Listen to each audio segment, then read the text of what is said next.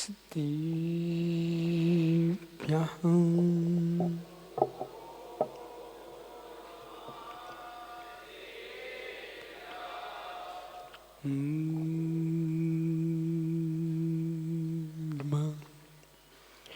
सिद्धिभ्यः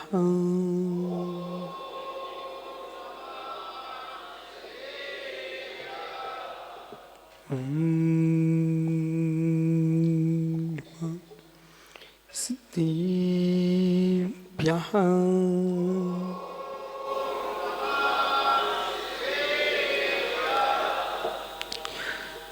जीमङ्गलभूतारं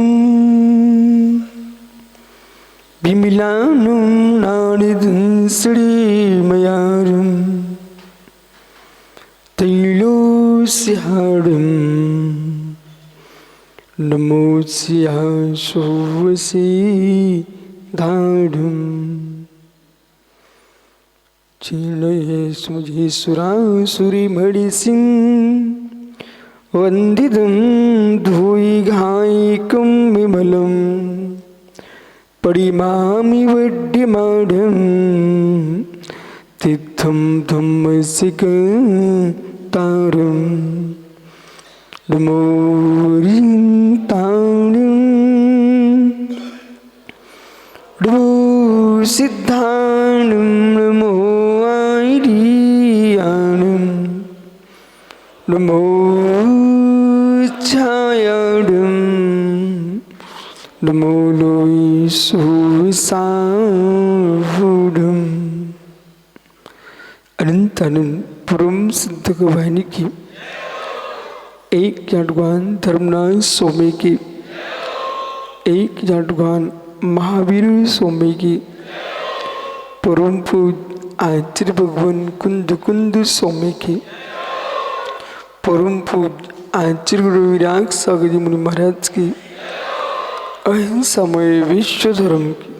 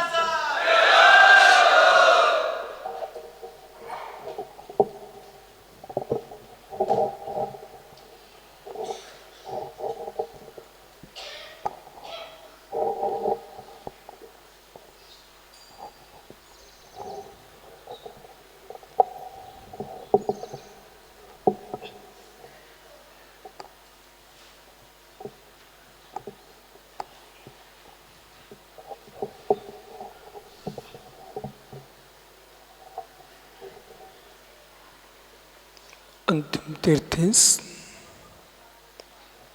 वर्धमान स्वामी के शासन में हम सही विराजते हैं।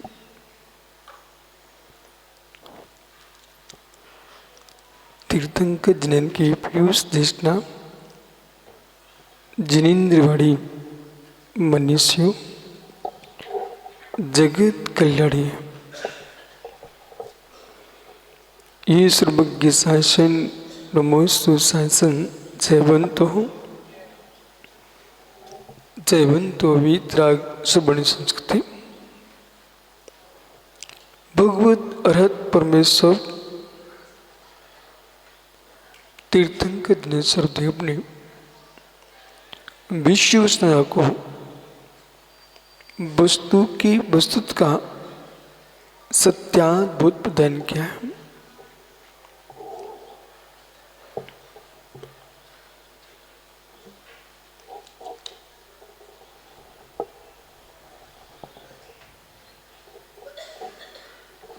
कोहोपतिस्परो बहिरंग जदापि सकारम लवि किंचवी कोहो खमा धम्मुक्ति। आत्मा अनंत गुणात्मक है। वो आत्मा के जो अनंत गुण हैं वही आत्मा का धर्म है। विभाव धर्म स्वभाव धर्म, ये दो शक्तियां जीव के अंदर हैं। विभाव विभाव, स्वभाव स्वभाव, एक वही विभाव है जो स्वभाव प्राप्ति का उपाय है। एक वही विभाव है जो ज्ञानियों जीव को दुर्गति का साधन है। बहुत ही विवेक के साथ समझना है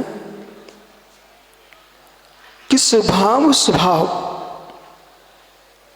शुद्ध स्वभाव,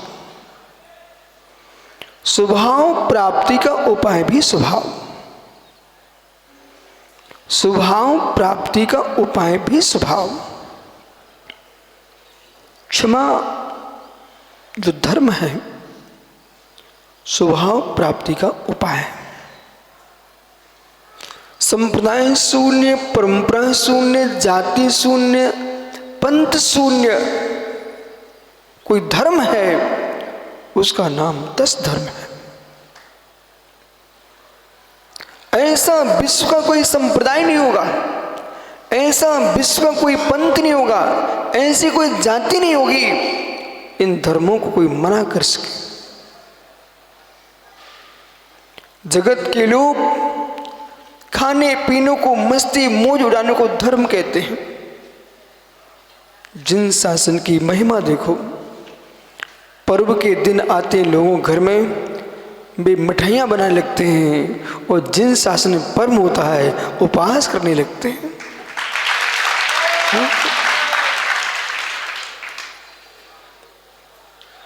मिठाइयों के पर्व आत्मस्थ नहीं है, विभाव विभाव है। इच्छाओं की पूर्ति के पर्व कसाई की पुष्टि है, इंद्रियों का पोषण है।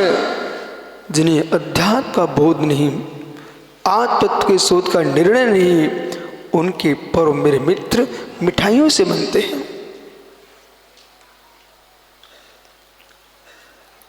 ये सुखाने का पर्व है, पूर्ण सुखी होने का पर्व है। पर्युषण, चारों ओर से उषण, कितनी मिट्टी गीली हो, बारिश हो रही हो, कीचड़ हो,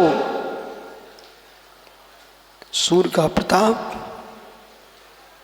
कीचड़ को क्षण मात्र में समाप्त कर देता है। धूल उड़ने लगती है, सूर्य के प्रकाश से पंख जो है धूल के रूप में बदल जाता है।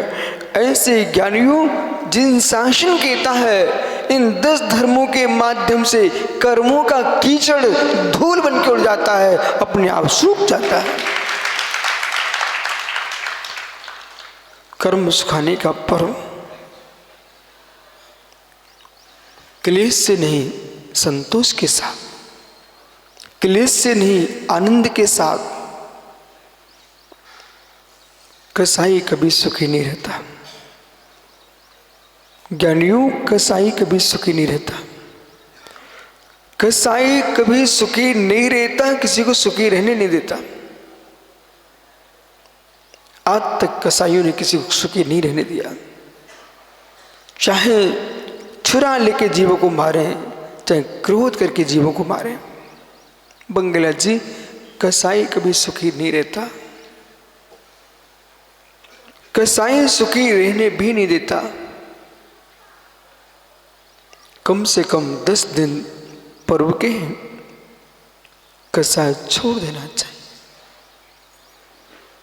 कसाई छूटने के लिए तो आपको 11वां गुणस्थान चाहिए, कसाई छूटने के लिए आपको 12वां गुणस्थान चाहिए।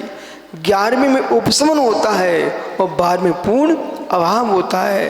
लेकिन 12वें गुणस्थान में 11वें गुणस्थान में पहुंचने के लिए आज ही आपको कसाई के अनुसार जीना बंद करना पड़ेगा।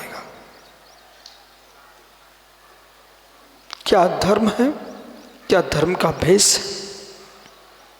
अब सुनिए ध्यान से, क्या धर्म है, क्या धर्म का भेष है? धर्म का भेष बना लेना, धर्म का भेष बना लेना लोक प्रतिष्ठा हो सकती है। धर्म का भेष बना लेना, उसकी दुहाइयां दे देना, ये मान कसा है। धर्म का भेष बना करके उसकी दुहाइयां देना, मैं महाव्रती हूं, मैं अणव्रती हूं, मैं प्रतिमाधारी हूं। हे मित्र, ये धारीपना नहीं चलता है। कसाई तुम्हारे लिए कितनी प्यारी है। तुम प्रतिमाधारी हो, तुम महाव्रती हो, अणुव्रतधारी हो, यानी हो तुम सब कुछ त्यागी हो, लेकिन क्षमा तुम्हारे पास नहीं है, तुम्हारी कोई कीमत नहीं है। कोई कीमत नहीं, अंश मात्र भी तुम्हारी कीमत नहीं है। हो सकता है लोग आपको वंदना कर सकते हैं, लोग आपको प्रणाम कर सकते हैं, लोग तुमको नमस्ते कर सकते हैं, पर स्वयं के हृदय से मिलोगे तो तुम पूर्ण खोखले हो, कुछ नहीं तुम्हारे पास। एक व्यक्ति ने मटके के अंदर सोना भर के रखा, उसको कई वर्ष निकल गए, 100-200 जितने वर्ष निकल गए हो, 1000 वर्ष निकल गए हो, प्रमोद सत्य घटना है। मटके में सोना भर के रखा,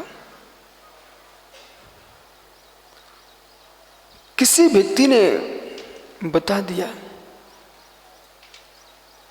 कि इस भूमि पर सोना है।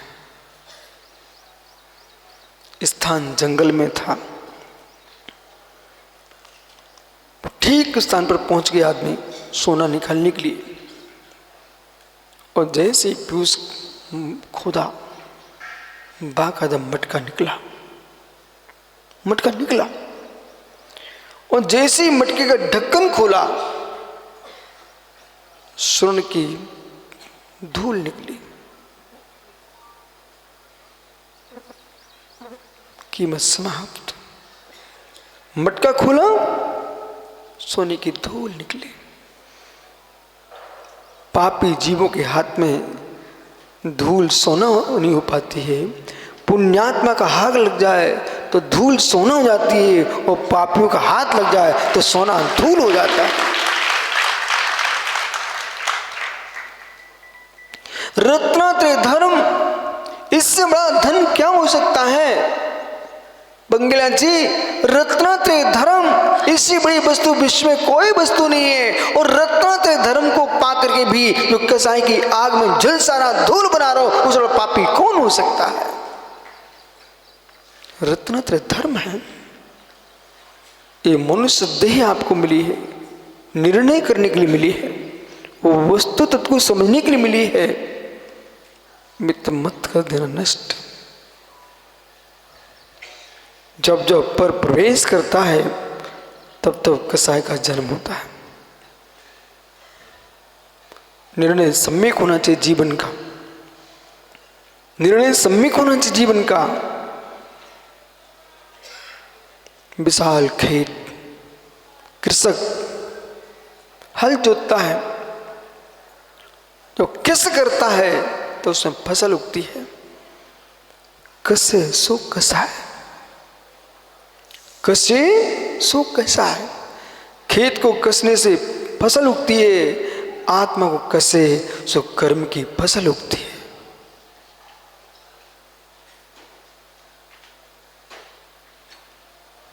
कसे सो कसा है, कसाई की परिभाषा ही है, कसे सो कसा है। जो कसे उसका नाम कसा है। कसाई क्या कर रही है? जी वो कस रही है। अपने भी सपने से हो जाते हैं कसाई के लिए।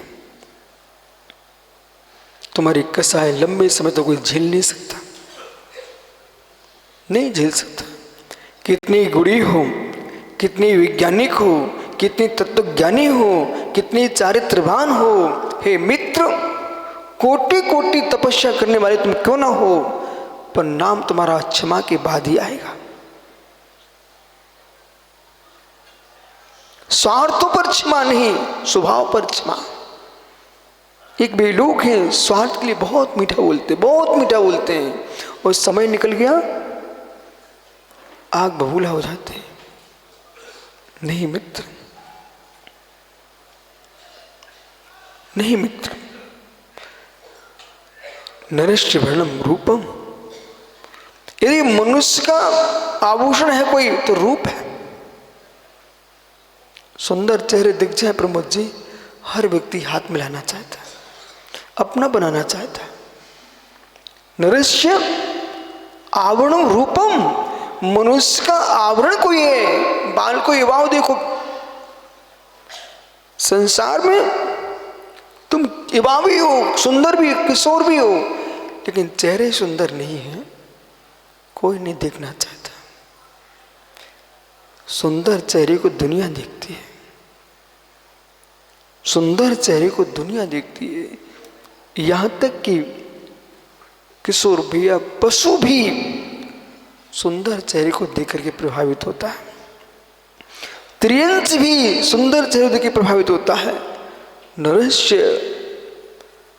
आभूषण आवरणम रूपम, रूप तुम्हारे पास है। सबसे पहले रूप देखा जाता है, और रूप देखा मित्र, रूप श्रावणम गुणा, और रूप का आभरण गुण है। कितनी सुंदर रहो रवि, तुम कितनी सुंदर चेहरा बना के आ जाओ, रूप तुम्हारा सुंदर है, गुण नहीं है तो रूप की कोई कीमत नहीं है। गुण नहीं है, कोई कीमत नहीं है। चार आदमी से प्रेम से हाथ जोड़कर तुम अच्छा बोलना नहीं सीख पाए आज तक, तो मेरे मित्र तुम्हारे पास रूप की क्या कीमत? कोई कीमत नहीं है। बैठा हुआ आदमी बहुत सुंदर है, जब मुख खोलता तो गाली बकता है। ओहो माताओं, आज ही अभी से निर्णय कर लो, श्रृंगार धानी के श्रृंगार की आवश्यकता नहीं है। अपना क्षमा का श्रृंगार तुम्हारे पास है तो विश्व तुम्हारा है।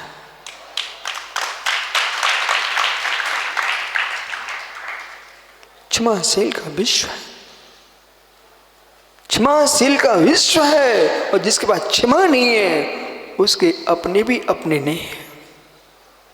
और नहीं तो गुस्सा करके देखो आप घर में एक दिन, तुम्हारे बेटा भी तुम्हारा चेहरा देखना पसंद नहीं करते। बेबी सोचेंगे पिताजी आ गए, निकल चलो, कौन इस अभागी का चेहरा देखे। जब देखो तो तमतमाता रहता, जब देखो तमतमा। कृष्ण लीला से भरा हुआ है। करोड़ों करोड़ों काम व्यक्ति के क्रोध से बिगड़ते हैं, करोड़ों करोड़ों काम व्यक्ति क्रोध से बिगड़ते हैं, और करोड़ों करोड़ों काम व्यक्ति क्षमा से बनते हैं। बिगड़ते बिगड़ते काम ज्ञानियों क्षमाशील के बन जाते हैं, और बनते बनते काम ज्ञानियों क्रोधी के बिगड़ जाते हैं। सब बिगड़ गए। सुनना भाई रामदास, बनते बनते काम बिगड़ जाते हैं।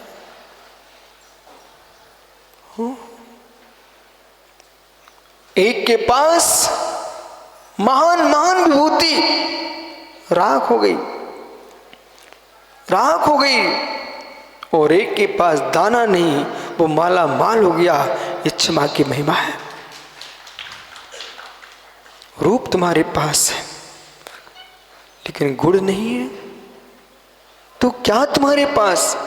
गुण श्रावणम ज्ञानम, वो गुण भी तुम्हारे पास है लेकिन ज्ञान, गुण के पास ज्ञान की महिमा है। सर्वत्र देखो, अमित्रों का मित्र ज्ञान, अमित्रों का मित्र ज्ञान।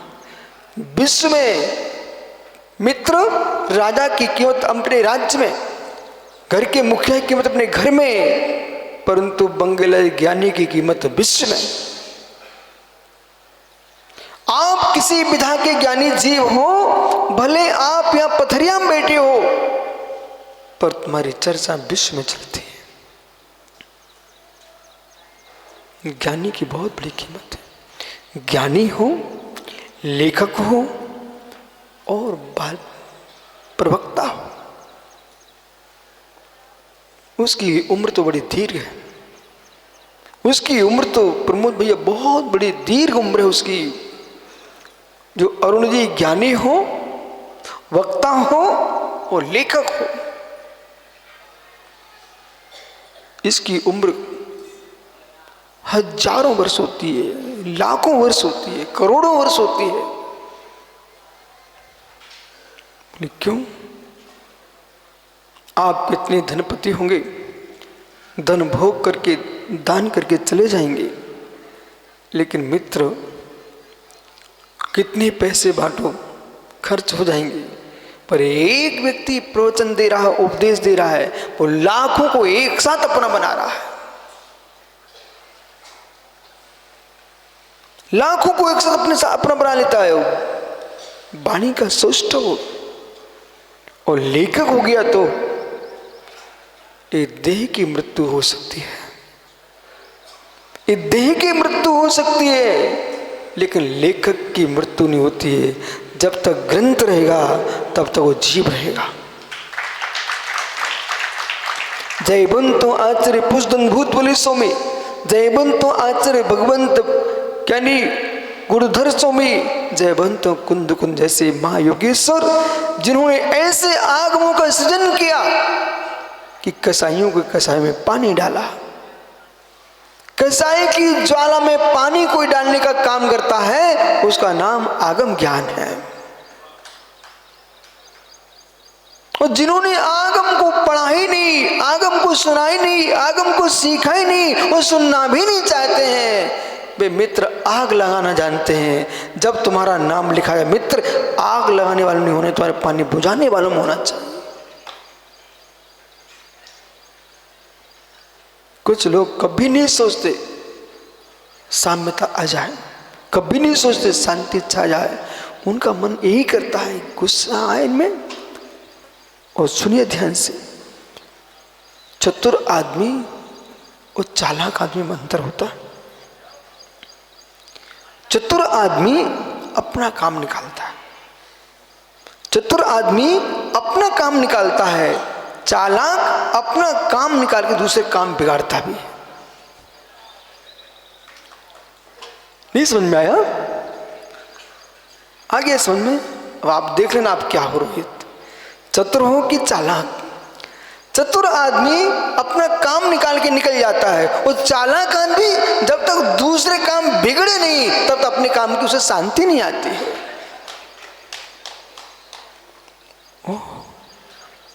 चतुर और चालाक, इनमें दोनों समझदार नहीं है। ये क्या बोल दिया? न चतुर समझदार है, न चालाक समझदार है। समझदार भी होते हैं, श्रम का काम बने, दूसरे काम बने, कसाय से बचें, क्षमा को प्राप्त हो, कर्म से आत्मा की रक्षा करें, आश्रव भाव से आत्मा की रक्षा हो, उसका नाम ज्ञानी है। इन्हें यही मालूम नहीं है, मात्र प्रत्यक्ष प्रमाण को मार रहे, ओ चार बाको मात्र प्रत्यक्ष प्रमाण को मार रहे हैं। जो व्यक्ति यूं कह रहे रब से मैं छोड़ूंगा नहीं, छोड़ूंगा नहीं, छोड़ूंगा नहीं, कहीं तुम्हें छूट गए फिर? मैं छोड़ूंगा नहीं, छोड़ूंगा नहीं, क्यों चिल्ला रहे छोड़ूंगा नहीं, छोड़ूंगा नहीं? मैं तुम्हें देख रहा हूं, यदि मेरे सामने 4 बार कोई बोल दे मैं गुरुजी ये सुनील को छोड़ूंगा नहीं, तुम बेटा सुनील को छोड़ो मत छोड़ो, लेकिन मैं तुमको आज से ही छोड़ता हूं। बोले क्यों? जिसने जैन धर्म को नहीं समझा उस व्यक्ति को क्यों स्वीकारना?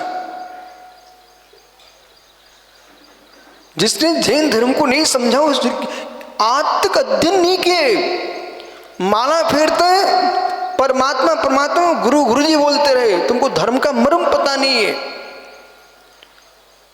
माला फेरना चाहिए, अशुभ से बचने के लिए देवसा गुरु का नाम लेना चाहिए, अशुभ से बचने के लिए देवसा गुरु के नाम पर भी अशुभ करने जाओगे अशुभ ही होगा। रोहित खड़े हो जाइए।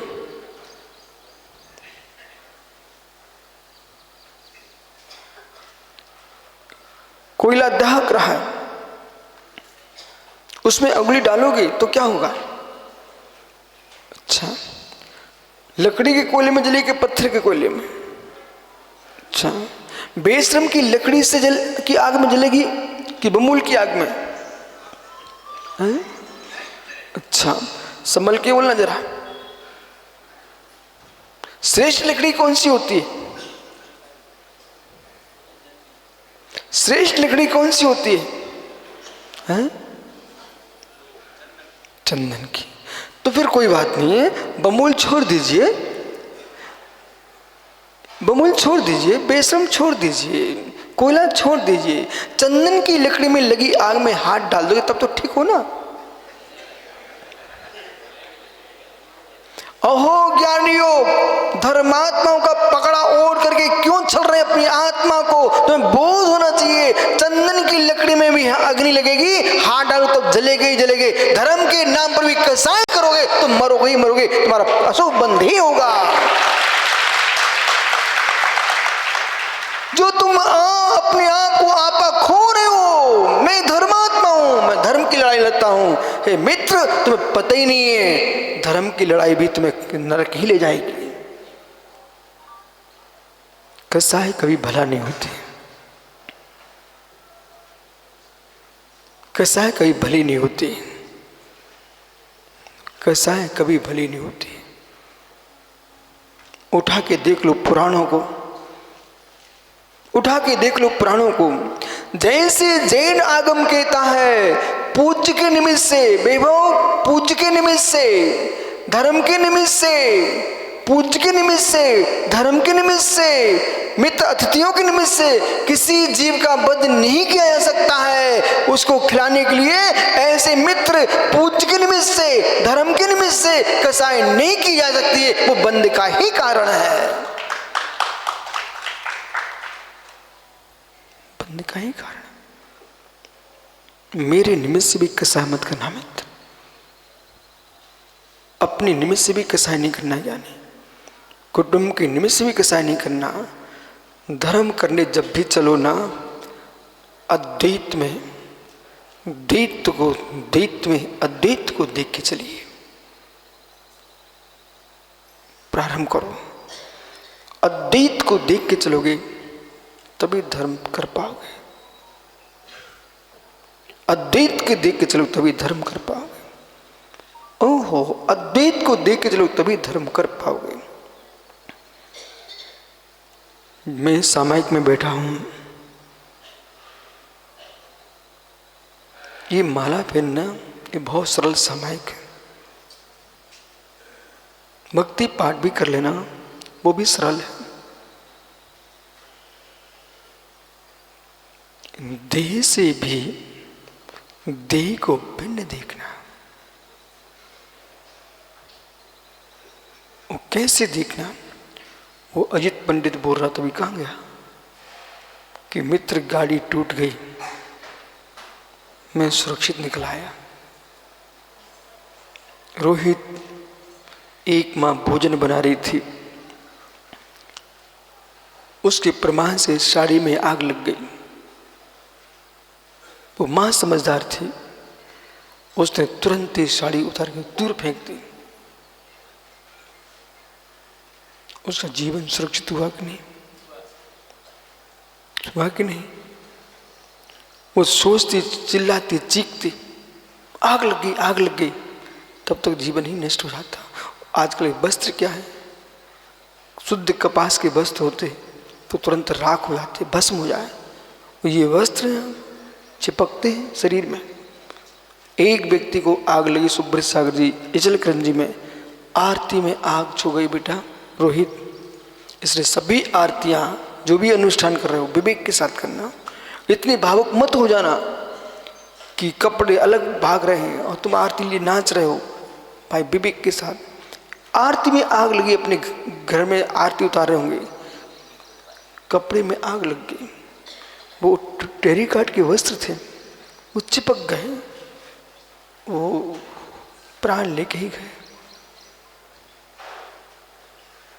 कुछ लोग ऐसे ही होते हैं, कुछ लोग ऐसे ही होते हैं जो प्राण लेके ही शांत होते हैं। क्षत्रिय की क्रोध प्राण अवसान पर ही शांत होता है, ब्राह्मण का क्रोध दक्षिणा से शांत हो जाता है, व्यापारी का क्रोध व्यापार और मीठी बातों से शांत हो जाता है। ओहो, मित्रों का क्रोध प्रिय वचनों से शांत हो जाता है, गुरुजनों का प्रयोग क्रोध प्रणाम करने मां से शांत हो जाता है।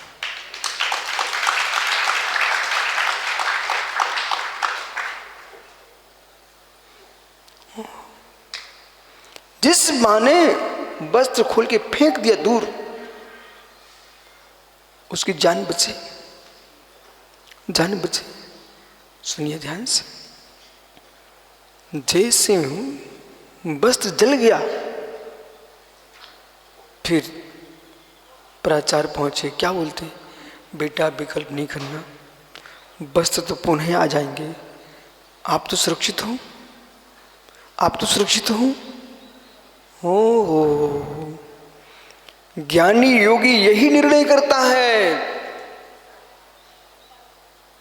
जैसे आप अपने आप को बस से भिन्न देखते हो, ऐसे मुनिराज अपनी देह को अपनी आत्मा से भिन्न देखते हैं।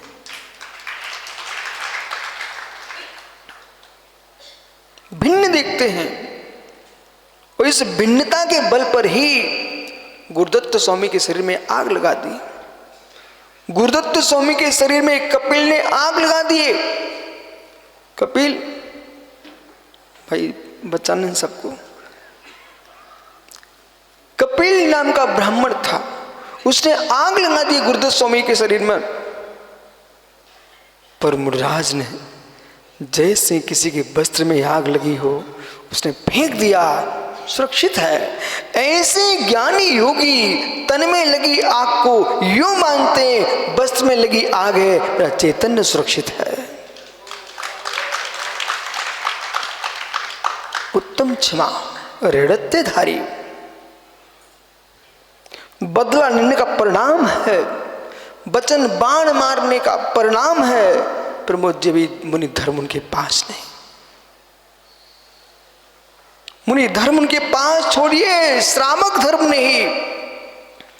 जैन श्रावक होगा, संकल्प हिंसा का त्यागी होता है।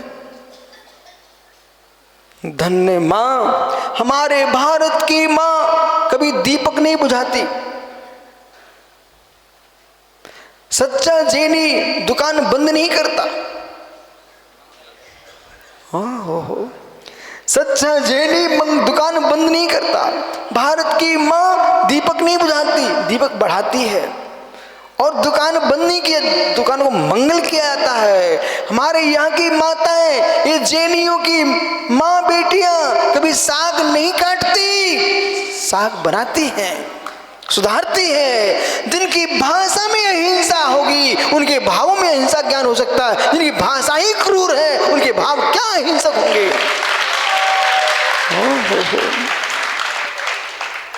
तुम्हारे अंतस में क्रोध की ज्वाला भड़क रही है, क्षमा धर्म कैसे आ सकता है। आग से बच के निकलना चाहिए, अग्नि से बच के निकलना चाहिए। तो क्या चंदन की अग्नि से बच जाओगे ना आप? अग्नि से बच के निकलना चाहिए, अग्नि से बच के निकलना, दूर से निकलना चाहिए। ऐसे क्रोधियों से दूर रहना चाहिए, ये हमारी आत्मा की विशुद्धि को जला देंगे। जिस दुनिया से मैं दूर रहता हूं, संगठन संगठन संगठन संगठन से अग्नि उत्पन्न हो जाती है। एक ट्रक जा रहा था बंगला जी, एक ट्रक जा रहा था, उसमें सरिया भरे हुए थे, पर एक सरिया जो था ना वो जमीन पर घर्षण कर रहा था रोड पर। ऐसे चिंगारियां निकल रही थी, ऐसे चिंगारियां निकल रही थी। ट्रेन निकलती ना, ट्रेन जब रेल की चक्का जब घूमते ना, तो मित्र पटरी पर चिंगारियां निकलती हैं। ओह, संगठन से चिंगारियां निकलती हैं। दुनिया से दूर रहो तो कसाई की चिंगारी नहीं निकलेगी।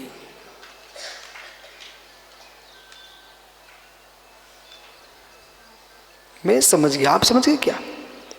मैं समझ गया, आप समझ गए क्या? बेबीत लगे श्रमण, वनों में उपवनों में एकाकी विचरण कर रहे हैं, दुनिया से दूर हैं। बोले क्यों? न सड़िया रोड पर घर्षण करेगा, न चिंगारी आएगी। इन रागियों के बीच में न हम रुकेंगे, न कसाई की चिंगारी निकलेगी।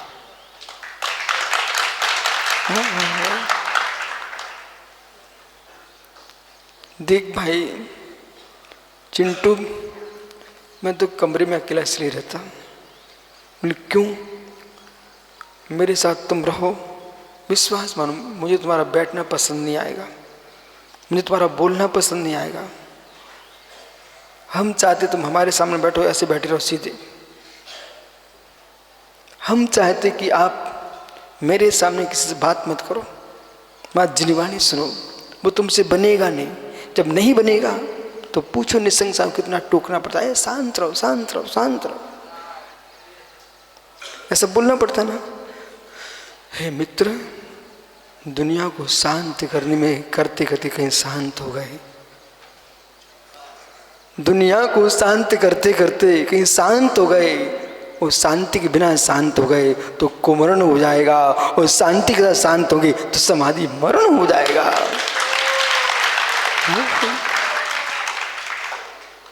शांत रहो शांत रहो। देखा आपने, मैं कभी भी प्रवचन करूं कभी नहीं कहता कितने तुम हल्ला करो, मैं कभी नहीं कहता तुम शांत हो जाओ। आज तक मैंने किसी भी सभा में ये नहीं कहा शांत हो जाओ। बोले क्यों? मुझे मालूम है बे संचालक तो पागल होते हैं रोहित, जो कहे शांत हो जाओ शांत हो जाओ। कभी शांत नहीं कराना है, ऐसे कोई शांत होता है क्या? कभी नहीं। आप एक काम करो, आप व्यापारियों को भी मैंने देखा है, महाराष्ट्र की परंपरा है, वे सुबह से गोबर घोरते, गोबर पानी में, और घर के द्वारे में फेंकते। अमरावती के चातुर्मास में तो वो कई गलियां बदलना पड़ती थी, बोले सुबह से गोबर फेंक देते थे, तो कैसे निकलूं उस पर वो गोबर क्यों फेंकते हैं? पानी में घोरा और गोबर फेंक दिया, याद है आपको भैया? तो गोबर फेंकते वो मांगलिक मानते हैं और धूल बैठ जाए। क्यों फेंकते हैं? धूल बैठ जाए। आपके मध्य प्रदेश में सीधा पानी फेंकते हैं दुकान के बाहर, जब गर्मियों का मौसम होता है तो पानी छिड़क देते। बोले क्यों? एक काम करो ना, ये रबसन भैया को पानी की बाल्टी दे देना और उससे कहना भैया पानी की बाल्टी हाथ में लो और जोर से बोलो धूल शांत हो जाओ, धूल शांत हो जाओ, मैं पानी फेंकता हूँ, धूल शांत हो जाओ, मैं पानी फेंकता हूँ, धूल शांत, मैं पानी फेंकने वाला हूँ। मैं तो तुम दिन भर बोलते रहो तो धूल शांत हो जाए। अरे क्यों हल्ला मचा रहे हैं? धूल शांत हो जाए, सीधे पानी फेंको ना। क्यों हल्ला करे? धूल शांत हो, पानी फेंको ना, धूल शांत हो जाएगी। क्यों कहते शांत हो जाओ? जिनवानी का पानी फेंको ना, सब शांत हो जाएंगे। तुम धूल शांत करना चाहते हो गई धूल शांत, तब तक आंखों में भर जाएगी। वो कहीं राजस्थान जयपुर की धूल आ गई ना, तब तक तुम क्या शांत हो, तब तक आंखें भर जाएंगी तुम्हारी। जयपुर के श्रावक कहते हैं महाराज जी हम कभी शुद्ध भोजन नहीं करते, हम कितनी साल थाली साफ कर लेंगे तब उसमें धूल आनी है। ओहो, तो पानी फेंकना चाहिए कि धूल शांत करना चाहिए? ऐसे मित्र संचालकों को, वक्ताओं को, किसी को भी शांत नहीं करना चाहिए, सीधे व्याख्यान करना चाहिए। अपने आप पानी की बूंदें गिरेंगी, सारी धूल शांत हो जाती है। ए शांत हो जाओ, क्रोध मत करो, क्रोध मत करो, मत हल्ला करो, तुम शांत हो जाओ। कोई व्यक्ति बके, गाली बके, गुस्सा करे, उसकी आंख से आंख नहीं मिलाना। सिंह भी क्यों ना हो, आंख से आंख मत मिलाना। किसी पशु की आंख से आंख मत मिलाना, वो तुम पर बाहर नहीं करेगा। और जैसे में आंख से आंख मिलाई, सुनो ना इधर जितने बाहर हुए हैं विवाह, सुना बेटा, जितने बाहर हुए हैं बेटा, आंखों से आंख मिलाने हुए हैं। सुनो मैं क्या बोल रहा हूं, जितने बार हुए, जितने प्रकार के बार होते हैं, यदि परस्पर प्रेम का भार हुआ है वो भी आंखों के मिलाने से हुआ है, और कसाय का भार तो आंखों से मिलाने का। इन आंखों ने सबको डस लिया। ऐसा इन आंखों ने सबको डस लिया।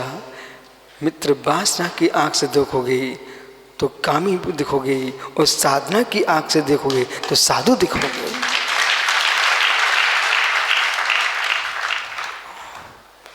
गुड़ स्वर्णम ज्ञानम, गुड़ का आभूषण ज्ञान है। ये सब कुछ तुम्हारे पास है। बंगला जी, एक पंडित साहब थे, वो प्रवचन सार की कक्षा में बैठे हुए थे। एक व्यक्ति पागल आया, तो देखो पागल को दुनिया क्षमा करती है, शासन भी दंड नहीं देता। भाई वो कर्म का ही मारा है, तुम क्यों मारने जा रहे हो। हालांकि मैं कसाई को भी पागल ही मानता। आप क्या मानते हो? जोर से कहो ना, और जोर से कहो। सुन लो ये बंगला क्या बोल रहा है। कसाई अब कहीं कसा करते मिल जाए तो कहना, ओह पागल चंद जी, ओह कसाई। जोर से बोलो आप लोग, और जोर से बोलो। माता मुंह ने आप लोगों का कसाई हो। इन सबकी आवाज भर लो आप लोग, फिर से बोलना। ये हमारे कहने से बोल रहे हो कि आप समझ रहे हो? समझ रहे ना? कसाई। ओहो, जब कसाई पागल तुम सीख ही गए आज, और जब भी बोलू कसाई आए तब हृदय से बोलने मैं पगला हो गया हूँ। ओहो, मैं पगला हो गया हूँ। और पागल कुत्ता दौड़ता है, देखा आपने? पागल कुत्ता दौड़ता है वो काटने के लिए, ऐसे कसाई पागल दौड़ता है दूसरे को काटने के लिए। ओह कसाई, मैं नहीं कह रहा हूं, आप ही लोग बोल रहे हो कसाई। ओहो, ज्ञानी कौन है? क्षमाशील ज्ञानी, क्षमाशील ज्ञानी।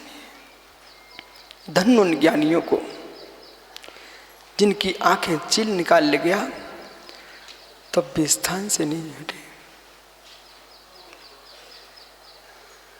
गायक में डूबा ज्ञानी, गायक में डूबा ज्ञानी, कसम में डूबा पागल। उन्मत्त गायक में डूबा ज्ञानी, गायक में डूबा ज्ञानी।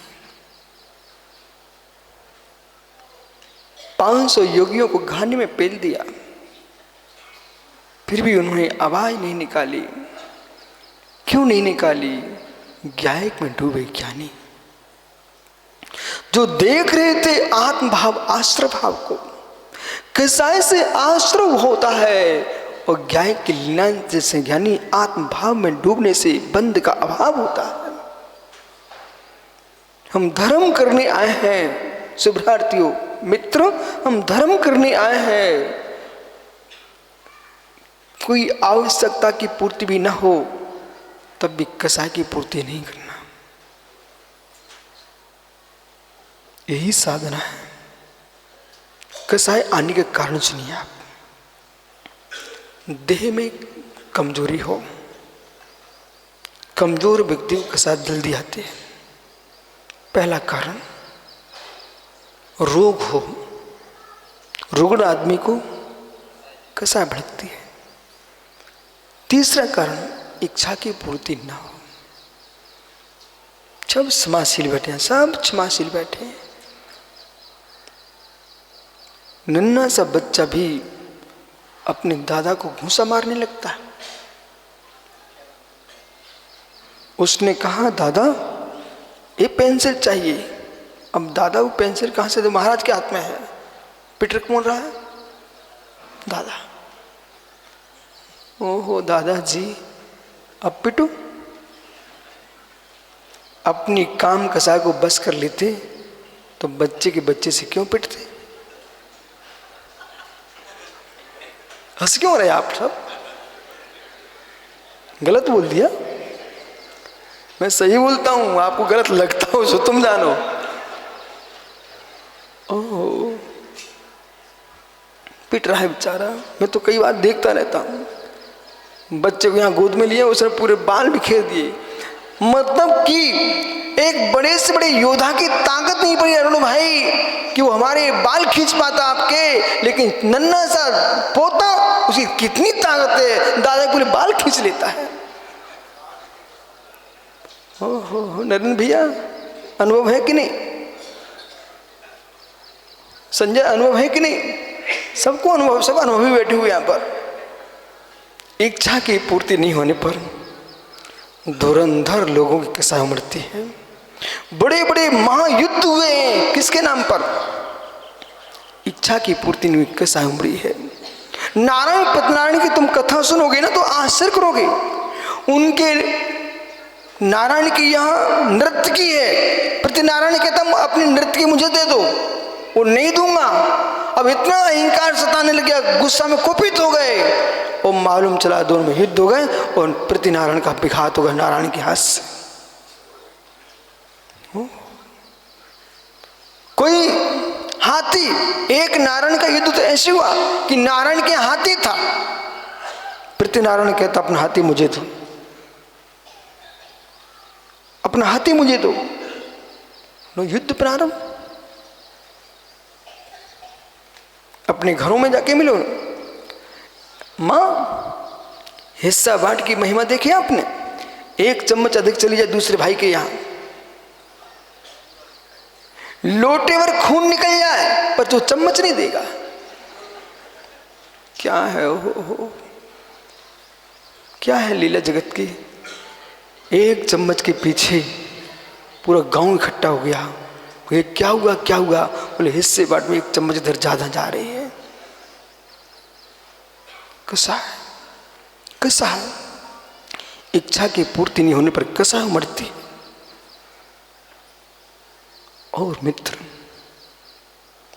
विपरीत भोजन हो जाए, विपरीत भोजन हो जाए। माताओं, अपने घर को स्वर्ग बना के रखना चाहती हो तो मेरी बात सुनो। प्रतिदिन घर में मीठा बनाइए आप। कितनी नमकीन बना लो, कितनी स्वादिष्ट बना लो, पर मीठा जरूर बना के रखना। बोले क्यों? वो परमेश्वर को मीठा जरूर दिखाना। बोले कैसा? रविचंद्र भैया कहाँ गए? मित्र कैसा? बोले ऐसा अरुण भाई, अपनी देवी को आपने देखा?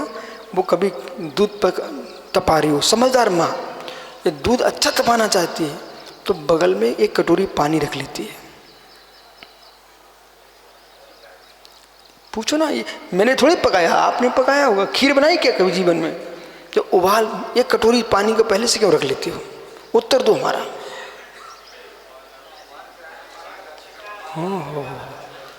देखा, सभी यूं करने लगी हो। माँ जैसे एक कटोरी पानी पहले से रख लेते, बोले कि उबाल तो आए, उसे पहले से पता रहता है उबाल आएगा। उबाल कैसे ठंडा करेंगे? ऐसे घर में मीठा बना के रखा करो, इन्हीं को उबाल आएगा और मीठे का छींटा मार दिया करो। आओ श्रमणो, आओ इस देश के साधुओं, तुम समाज के बीच में रहोगे, कभी ना कभी समाज में उबाल आता ही है। तुम क्षमा का पानी रखे हुए कटोरी ऐसे छिड़क दो। मतलब तुम प्रवचन सीखते नहीं हो, प्रवचन करना नहीं जानते हो। पूरे प्रवचन तुम्हारे घर में रखे हुए हैं, उठा के लाओ ना। देखो बंगाली में कहां से प्रवचन ले, तुम्हारे घर से उठा के लाया हूं कि जब भी माँ भोजन बनाती, खीर बनाती है, पानी दूध उबालती है तो क्या करती है? एक पानी की कटोरी बगल में रख रहती है, उबाल आया छींटा मारो। ऐसे इन मुनियों को भारत की भूमि ने विश्व की वसुंधरा पर चारित्र की भूमि में रत्नात्रय की खीर बना रहे हैं। इसमें उबाल आए तो क्षमा का पानी का छींटा मार दे। इसी के बल पर तुम जी पाओगे। मैंने तो विद्या सीख ली है, पूर्ण विद्या सीख के रखी है। जब मैं बुंदेलखंड में पहली बार आया था ना, तो मैं कौन था? गुरुजी थे, मैं था, और हमारे निर्णय सागर जी थे, एक भोले बाबा जी थे, बस 4 लोग थे। मात्र बुंदेलखंड में प्रवेश किया, 4 लोग थे हम लोग, 4 के बाप रे कितने हो गए, 4 के कितने हो गए। ये 550 मत गिनो, तुम अपनी गिनती क्यों नहीं कर रहे हमारे साथ। ओह, हम परिचित थे क्या पथरिया से, कि आपसे दुनिया से किसी से परिचित नहीं हूं, लेकिन मैं देश में चाहे महाराष्ट्र जाऊं, कर्नाटक जाऊं, तेलंगाना जाऊं, आंध्रा जाऊं, किसी भी प्रांत में जाऊं, राजस्थान जाऊं, हरियाणा जाऊं, दिल्ली जाऊं, मालूम बम्बई गए तो लोग मेरे से क्या बोलते, बोले भाई बम्बई में कौन देखेगा आपको, पर नगर की गलियां ऐसी भरी थी, सुबह से 6 बजे रोड भरे पड़े हैं। दिल्ली गया, रोड भरे पड़े हुए, उनकी सब कौन है, मित्र पानी के क्षमा के छींटे हैं। कोई कछु कह जाए, तुम कितने उपद्रव मचा लो, है मना करनी नहीं तुमसे, हमें पता है ना, हम दूसरी विद्या वाले भी सीख गए हैं। बताऊं क्या, बता देते, तुम भी सीख जाओ। नरेंद्र भैया गुरु कृपा हमने एक विद्या सीखी, बताऊं क्या, तुम्हारे सामने कितने उपद्रव मचाओ, हम तुम कछु नहीं किए, तुम उपद्रव करना सीख जाओगे अच्छे से मस्त, फिर तुम जैसा कोई उपद्रव भी आएगा वो तुम्हें देख लेगा। हम क्यों परेशान हो, आज तक यही तो हुआ है कि लोग उपद्रव करना सीख गए, वो मैं शांत रहा, अब उपद्रव मचा है। हो जगती पर कितनी उपद्रवी हो जाए, अपनी सुरक्षा रखो। जंगल में आग लग जाए तो जब नहीं बुझ रही है तो शांति से आप निकल जाओ अपनी रक्षा करते हुए। ऐसे मित्र कसाइयों की आग भगने के लग जाए, धीरे से निकल जाओ अपनी आत्मरक्षा करते हुए। यदि तुम्हारे घर में भी कसाई भड़के ना तो झुलसो मत बैठ करके, धीरे से घर के बाहर निकल जाओ। देखो हमारा मंडप कितने सुंदर स्थान पर है, ऐसा देश में कोई का मंडप नहीं होगा। देखो इधर कैसा लग रहा है आपको, ओहो जिनवाणी ये अच्छा नहीं रहा तुरे, देख तुम उधर घुमाओ कैमरा अपना, देश को मालूम चलना चाहिए ये जिनवाणी कहां बरस रही है। ज्ञानी जंगल में मंगल हो रहा है। मित्र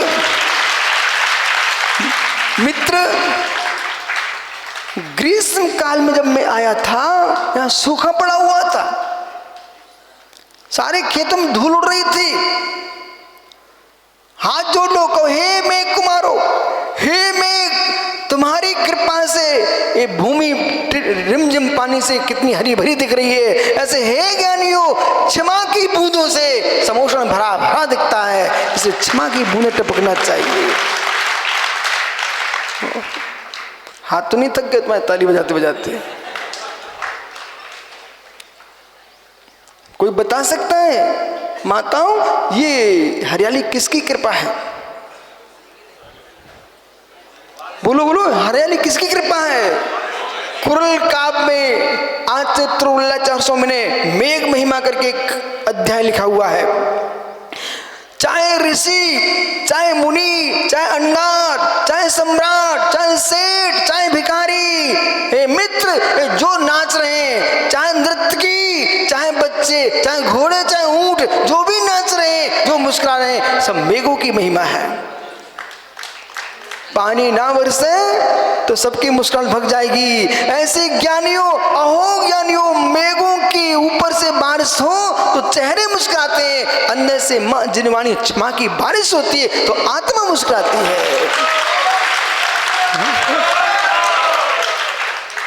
आनंद है घना घन, घना घन।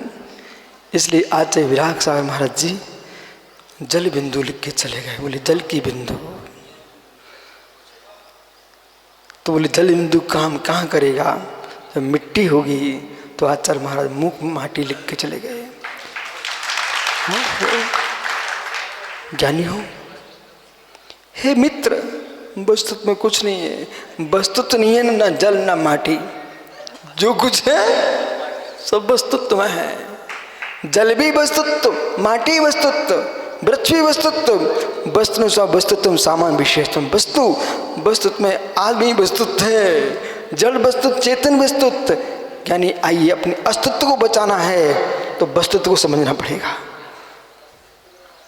अपना अस्तित्व बचाना है बंगला जी, तो मित्र अपना अस्तित्व बचाना है तो वस्तुत्व को समझिए।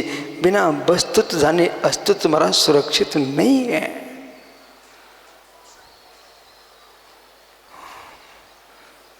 बड़े मंदिर में जब मैं पहली बार आया पथरिया में इसी साल, तो आप लोगों को बड़े मंदिर में रोका, धर्मशाला में प्रतिगमन चल रहा था, उसके नीचे पता नहीं कौन जीव था, वो कपड़ा जला रहा था। याद है तुमको? हाँ देखो मुझे कितना याद रहता है। कपड़ा जला रहा था, धुआं उड़ रहा था एकदम।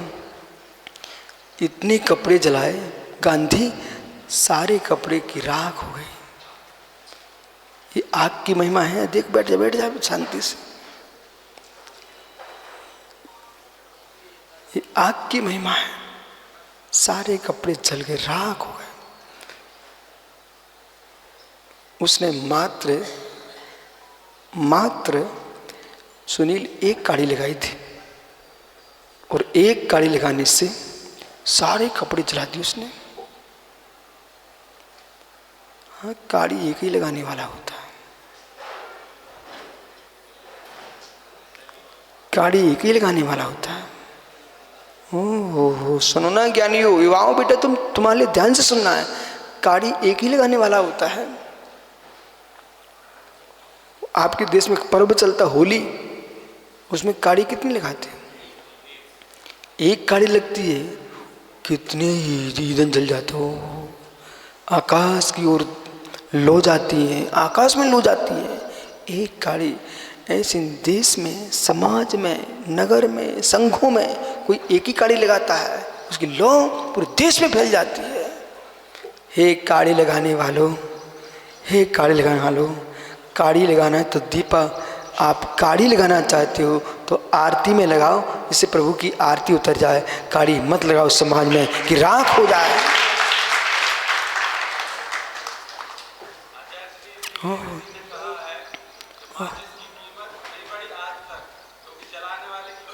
हाँ, लेकिन पीयूष बढ़ गई है। पहले 50 पैसा की आती थी माचिस, सुनोगे नहीं आप? हमारे जमाने में क्यों प्रमोद जी कितनी आती थी? 50 पैसे। लेकिन सुनो, पर बेचारी एक ही तक पहुंच पाई अभी तक। ओह, पर काड़ी की महिमा तो देखो। कलाकंद बने तो काड़ी से। काड़ी का पीयूष प्रयोग करना अच्छा सीखो। यदि आपने उसको बूरे की चाशनी बनाने में कलाकंद बना दिया मीठा, और मित्र वही तुमने किसी में लगा दी तो भस्म हो गया। ओ जलाने वालों, न जलो न जलाओ। ओ मित्र, जलो न जलाओ, लड़ो न लड़ाओ, क्षमा भाव से मंगल गाओ। क्षमा भाव के मंगल गाओ, मत लड़ो मत लड़ाओ। ज्ञान स्मरणम क्षमा। ज्ञान का आभूषण कोई है तो बंगला जी, वो पंडित जी प्रवचन साथ चल रहा था, इतने वो पागल आदमी आया, इतने तमतमा गए। वही सामने जिनमानी विराजमान जिनालय में, उसके 4-5 मार दी बेचारे के। मारने के बाद फिर बैठ गए। मैंने कहा पंडित जी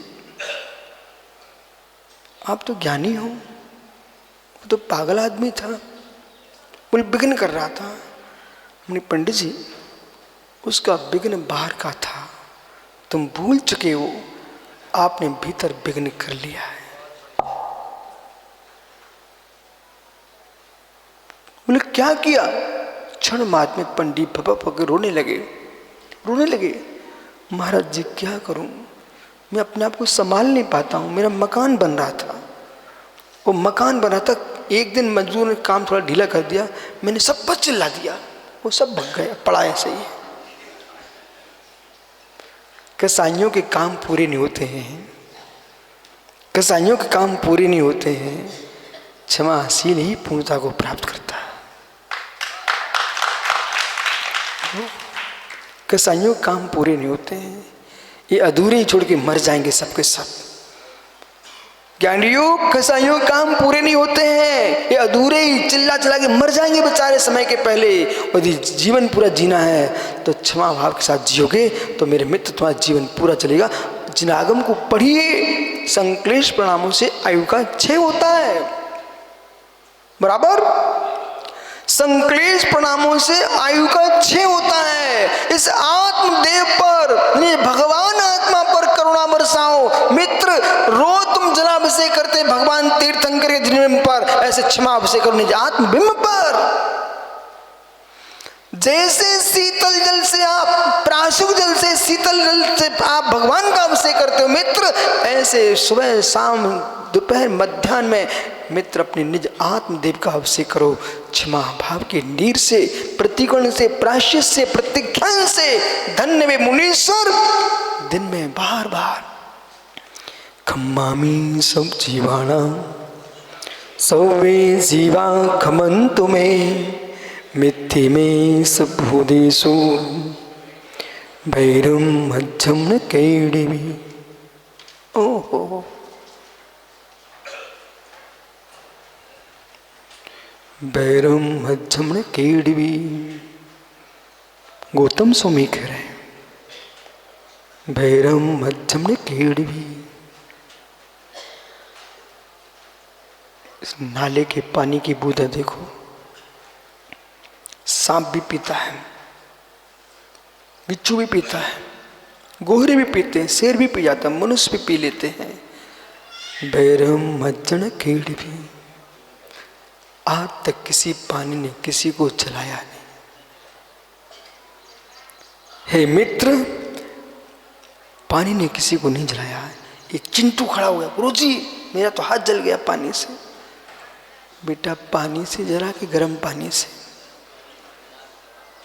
तो पानी ने जलाया कि सोपाधिक दशा ने जलाया?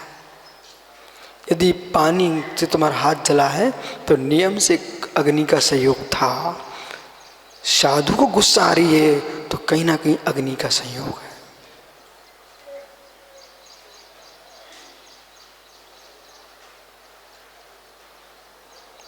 बिना संयोग के कसाई भड़क नहीं सकती।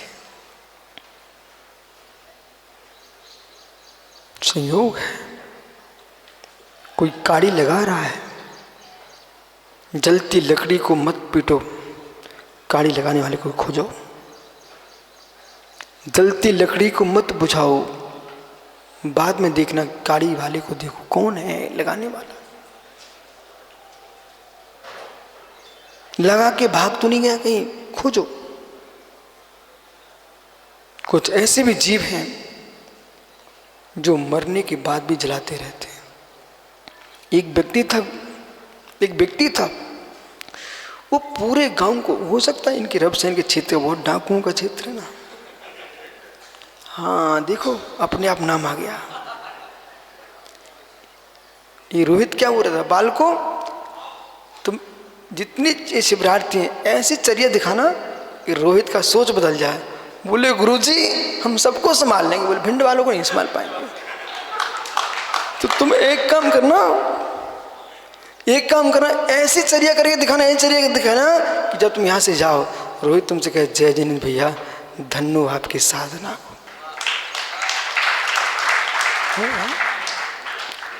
इतनी नहीं है, मालूम इतनी नहीं है। एक पथरिया में मैं छोटा सा चुल्लक था। आचार्य विद्यासागर महाराज जी यहीं विराजमान थे। पंचकर्म हो रहा था बाहुबली भगवान का 1990 में, बड़े मंदिर का। तो मैं छुल्लक था, तो बहुत भीड़ थी, कोई किसी घुसने नहीं दे रहा था। मेरे हाथ में पिच्ची थी, सब भग गए। मैं अंदर पहुंच गया। हमने कहा पिच्ची की क्या महिमा है कि गुरुजी कमरे में हमें बिना हटाए मिल गया। जब पिच्ची से आचार्य कमरे में घुस सकते ना, तो पिच्ची से दूसरा पर भी घुस सकते हैं। मैं अंदर पहुंच गया। वो अंदर पहुंचा तो आचार्य श्री बिठा लिया पास में। पूछा, बहुत जल्दी दीक्षा ले लिए? किसने बोल दिया, महाराज जी ये भिंड से है। ओ भिंड से? आचार्य विद्यासागर मुख से क्या निकल पड़ा? बोले भिंड से। मैंने सोचा भिंड का इतना खौफ है क्या? कर्नाटक में मेरे बिहार चल रहा था, एक विदिशा का सौरभ नाम का लड़का था साथ में। तो मंदिर में पहुंचे, पंडित से कहा भाई महाराज जी आए हैं। तो पंडित जो ना ऐसे कर रहा था, बोले स्थान नहीं है। वो धीरे से कहता, मालूम महाराज जी भिंड से आए हैं। और भैया चलो खाली करो। बाद में मुझे मालूम चला कि महाराज जी इन्हें भिंड का नाम लेकर के कमरा खाली करवाया। भाई ऐसा मत किया कर, ऐसा मत किया कर। हे मित्र, आचार्य श्री क्या बोले? आचार्य श्री क्या बोले? तुम भिंड से बेटा? कि हाँ, तन भिंड का है, चेतन तो मैं ही हूं, कहीं का नहीं हूं, जो है सो है।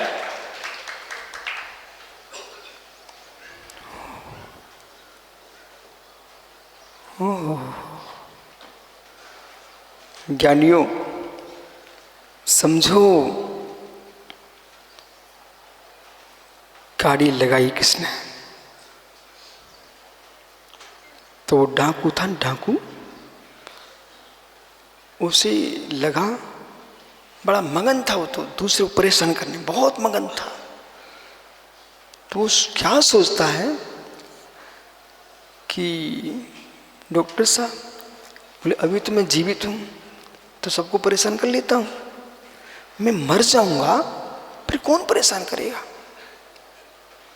तो बड़ा विवेकी था, बड़ा उससे बुद्धि दौड़ाई, अपनी बेटी को बुलाया, बेटे धरा, आप नहीं करना प्रमोद, नहीं आप उसको बुलाओ।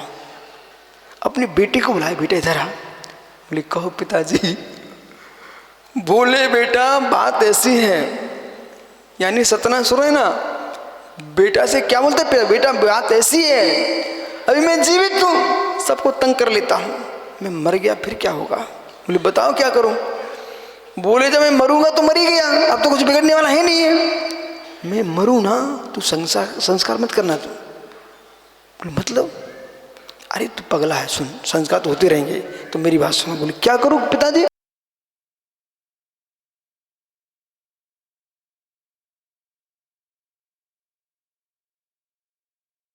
हाँ, बोले पड़ोसी खेत में छोड़ के आना। फिर क्या करूंगा? और मुख में खूंटा ठोक देना। अब तो मैं मर ही गया, मेरे थोड़ी दर्द होगा। बोले ऐसा क्यों करो पिताजी? अरे पगला, जब मैं पड़ोसी खेत में मिलूंगा ना, सुबह से जनता जुड़ेगी, पुलिस आएगी, बोले इसी ने मारा होगा, सब गांव बंधा फिरेगा। कुछ लोग ऐसे होते हैं, जीते जीते पेरते हैं, मरने के बाद पेरते हैं। कितनी कसाई रहती जीव के अंदर। इसलिए ज्ञानियों, आज ही सबसे क्षमा मांग लेना घर जाके, जिस तुम्हें मैं हुआ हूं। नहीं तो मालूम, ये चिल्लाती पुत्र, ये आदि जितने मुनिराज हुए हैं, इनको घोर उपसर्ग हुए तो क्यों हुए? हम लोग चारवाक नहीं है, जैन है, प्रत्यक्ष नहीं मानते, परोक्ष प्रमाण भी मानते हैं। इन्होंने क्या किया था? गुरुदत्त स्वामी ने राजकुमार अवस्था में पूर्व पर्या में, इसी भव के पहले, इसी भव में जिसने आग जलाई ना, वो शेर था, सिंह था, गुफा में था। ये गुरुदत्त स्वामी हस्तिनापुर के कुमार थे और द्रोणगिरी में इनकी ससुराल थी। वर्तमान जो द्रोणगिरी अपना तीर्थ है, वो चंद्रपुर नाम का नगर है। तुम पर्वत पर जाओ तो अभी भी खपरा मिलते हैं, नगर के चिन्ह मिलते हैं। ये नगर था बहुत बड़ा, वहाँ पर इनकी ससुराल थी। और फिर ससुराल में तो कितने दुबले पत्रों तब भी शेर बनते हैं। दो तीन तो जगह ही लोगों को शेर बनने की, दिखाने की। एक बेचारी पत्नी को चिल्लाए, उस पर शेर बन के खड़े हो जाते हैं, या फिर ससुराल में दमाद साहब आए, बड़े शेर बनते हैं। घर में फूटी कोड़ी ना हो, पर ससुराल में मुंह से ऐसे करके जाते हैं। हो ऐसी करते क्या? कपिल क्या, हमने रवि को देखा एक दिन जा रहा था, मैंने कहाँ जा रहे हो? बोले ससुराल जा रहा हूं। मित्र तो वो भी ससुराल में आए हुए थे, तो क्या था, नगर के नागरिक सुबह से भाग जाते थे दूसरी जगह। बोले क्यों? बोले यहाँ गुफा में शेर आता है, सिंह आता है, इसलिए चले गए। इन्होंने क्या किया, मैं देखता हूँ शेर क्या करता है। सिंह गुफा में गया, इन्होंने कंडे लकड़ी भरा करके आग लगा दी। राजकुमार ससुराल में शेर बन के आ गए, आग लगा दी। वो सिंह का जीव आर्त ध्यान से मरा बेचारा। उसी नगर में ब्राह्मण कुल में जन्म लिया। और ये गुरुदत्त स्वामी बैराग को प्राप्त करके मुनिराज हो गए। वो कालांतर में बिहार करते करते वो ससुराल ही आ गए। वहीं पर एक खेत में बैठे ध्यान कर रहे थे। एक कृषक अपनी पत्नी से बोल के गया कि आप भोजन लेके आना वहां पर। वो पहुंचती भोजन लेकर के, पर जब ये खेत में गया था, उसने देखा कि मुनिराज हैं, इन्हें ध्यान करने दो, अपन दूसरे खेत में काम कर लेंगे। लेकिन वो महाराज से क्या बोलते हैं, महाराज जी मेरी पत्नी भोजन लेके आएगी, आप यहाँ ध्यान कर रहे हो, मेरी पत्नी से बोल देना वे दूसरे खेत में गए हैं। ठीक है, पत्नी आई, वो थे नहीं वहां पर। श्रवण परंपरा कहती है, जिन आगम कहता है, एक स्त्री चाहे वो आर्का क्यों ना हो, छुल्लिका क्यों ना हो, ब्रह्मचारिणी क्यों ना हो, सग्गी मां क्यों ना हो, मुनियों को एकांत में बात नहीं करना चाहिए। जो ब्रह्मचारी हैं एक स्त्री के साथ कभी बात नहीं कर सकते हैं। वो प्रायश्चित लेने क्यों ना आए, तब भी आचार अकेली एक आर्का को प्रायश्चित नहीं दे सकते। स्त्रियों का प्रायश्चित 3 के बीच में होता है, एक और आर्का होना चाहिए। एक अकेली आर्का के सामने प्रायश्चित नहीं होता, एक अकेली स्त्री से बात नहीं होती है। सोचिए, वो बोलती रही, लेकिन महाराज ने कुछ नहीं बोला। अकेली स्त्री से बात करना घोर पाप अवढ़वाद है। ओहो, वो वापस घर चली गई। भूखा किसान घर पहुंचता है, बोले भोजन लेके नहीं गए? बोले मैं तो गई थी ना, आप थे नहीं वहां पर, वो साधु जी ने नहीं बताया। बोले नहीं, वो तो कुछ बोले ही नहीं। पूर्व का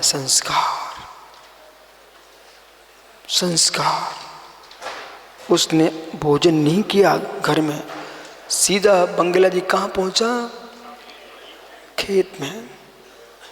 ओहो हो, ध्यान में तल्लीन योगेश्वर को देख करके जिस आग से जलाया था, सेमर के वृक्षों की कपास निकाल करके मुनिराज को रूपी से लपेट दिया और आग लगा दी। आग जलने लगी, तन झुलसने लगा, चेतन चमकने लगा। मित्र, वह आग शरीर को जला रही थी। गुरुदत्त स्वामी अंदर आग ध्यान की जला रहे थे, उधर शरीर जल नहीं पाया, तब तक केवल की ज्योति प्रकट हो गई।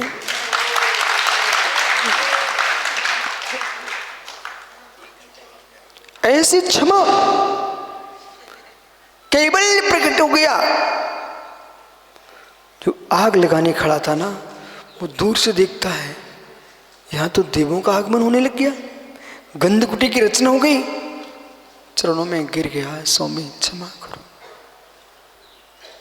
स्वामी क्षमा करो, स्वामी क्षमा करो। हम उन मुनियों के भक्त हैं जो आग लगाने वालों को भी आग नहीं लगाते हैं, वे दिगंबर मुनिराज होते हैं। तुम क्या कर रहे हो? शरीर में ही तो, पुतलों में से ही तुम आग लगा रहे हो। मित्र, ये जैन धर्म नहीं है, नहीं है, नहीं है। संकल्प हिंसा का त्याग करो। शिवरार्थियों, किसी जीव का वध नहीं करना,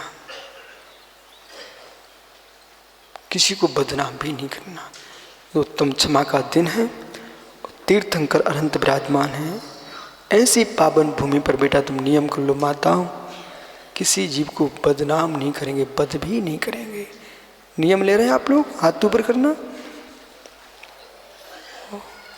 जब रावण के पुतले जलाने नहीं जा सकते हो तो किसी स्त्री और पुरुष के पुतले जलाने भी नहीं जाएंगे।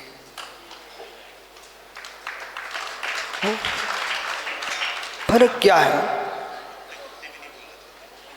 फर्क क्या है? रौद्र ध्यान, हिंसा नंदी, तुम विवेक खोगे, कर्म देख रहा है, आत्मभाव शून्य है, आश्रय भाव में लीन है। तुम भूल गए सब। यशोधर महाराज ने आटे के मुर्गियों को चढ़ाया था, कितनी दुर्दशा हो गई उसकी, 7 भव तब बेचारा पिरता रहा। हे मित्र, कभी नहीं करना, कभी नहीं करना। अभी हम स्वस्थ हैं, बुद्धि स्वस्थ है, प्रशस्त है। आज ही निर्णय कर लो कि हे प्रभु, अंतिम श्वास आते आते मैं समाधि तो करूं पर किसी को जलाऊं ना। ऐसी भावना भाव, इतनी करुणा करना सीखो। निज आत्मा पर क्षमा करो कि प्रभु मेरा शरीर भी ना जले। मैं तो उसी साधना में लगा हूं कि एक दिन ऐसा शरीर मुझे मिलेगा जिसे जलाया नहीं जाएगा, कपूर की भांति उड़ जाएगा। हो। पर मैं ही इसी की तल्लीन साधना में तल्लीन हूं। बोले क्यों? हे भगवान, मेरा जन्म न हो कि जन्म पर बहुत खून रक्त निकलता, माँ को कितनी पीड़ा होती है, और कितनी जमीन खोद के वो गाड़ते हैं, उसकी हिंसा से बचूं। और मेरी मृत्यु हो तो कितनी लकड़ियां अंडे कंडे लगाते हैं, वो हो कितने कंडे लगते हैं, कितनी हिंसा होती है। इसलिए भगवान, न मरने की हिंसा हो, न जन्म की हिंसा हो, इसलिए जन्म मन से शून्य, कपूर की बात अनंत सिद्ध बन जाऊं।